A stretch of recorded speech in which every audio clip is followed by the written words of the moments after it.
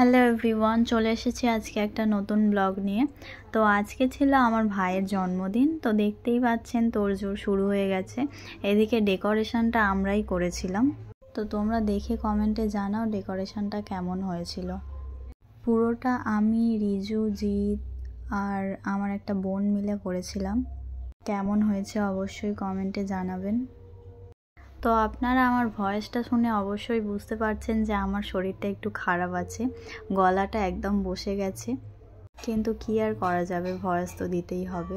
তো এখানে আমি রান্না করছিলাম না, যদিও একটু ভিডিও করার জন্য খুন্তি নাড়তে গিয়েছিলাম। তারপর এদিকে আশীর্বাদের পর্ব শুরু হয়ে গেছে।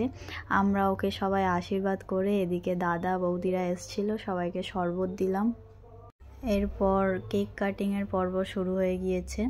কেকটা দেখেই ভয়েস দিতে দিতে আমার জিভে জল চলে আসছে।